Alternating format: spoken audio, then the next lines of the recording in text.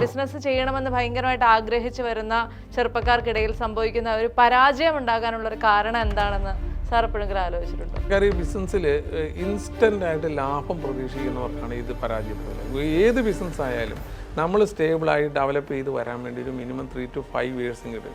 ഇന്ന് മുതലാളി തൊഴിലാളി ബന്ധങ്ങളില്ല. കാരണം എല്ലാവരും മുതലാളിമാരാണ് എന്ന് കണക്കാക്കിയിട്ട് ഒരു സ്ഥാപനം കൊണ്ടുനടന്നു കഴിഞ്ഞാൽ മാത്രമേ ഇന്നൊരു സ്ഥാപനം വിജയിക്കുകയുള്ളൂ. ഇതിന് ലോങ് ടൈം നിലനിൽക്കുക എന്ന് പറയുന്നത് ചെറിയ കാര്യമില്ല. ബിസിനസ് എന്ന് പറയുന്നത് എപ്പോഴും റിസ്ക്കുള്ള കാര്യമാണ്. റിസ്ക് ഏറ്റെടുത്താൽ മാത്രമേ ബിസിനസ് വിജയിക്കാൻ പറ്റൂ. വിജയിപ്പിക്കാൻ സാധ്യതയുള്ള ബിസിനസ്സാണ്. ഇത് ആദ്യം നമ്മൾ റിസർച്ച് ചെയ്ത് നമുക്ക് ധാരണ ഉണ്ടാകും. പിന്നീട് നമ്മളൊന്നും നോക്കേണ്ട കാര്യമില്ല. ആ റിസ്ക് ഏറ്റെടുക്കുക എന്നുള്ളത് മാത്രമേ ഉള്ളൂ. ചലഞ്ചസ് ഇല്ലാതെ നമുക്ക് ആർക്കും വിജയിക്കാൻ പറ്റും. നമ്മുടെ നാട്ടിൽ കേരളത്തിൽ നിന്ന് പോയിട്ട് ലോകത്ത് വലിയ വലിയ നിലകളിലെത്തിയ ബിസിനസ്സുകാരുണ്ട്. പലരും നമ്മളിവിടെ രാത്രി കിടന്നുറങ്ങിയ സമയത്തും അല്ലെങ്കിൽ നമ്മൾ സിനിമ കണ്ടിരുന്ന സമയത്തും അവർ ഉറങ്ങാതെ ഇരുന്ന് കഷ്ടപ്പെട്ട് അധ്വാനിച്ചതിൻ്റെ ഒരു ഫലത്തിലാണ് അവരൊക്കെ ഇന്ന് ലോകത്ത് വലിയ ബിസിനസ്സുകാരായിട്ട് അറിയപ്പെടുന്നത്.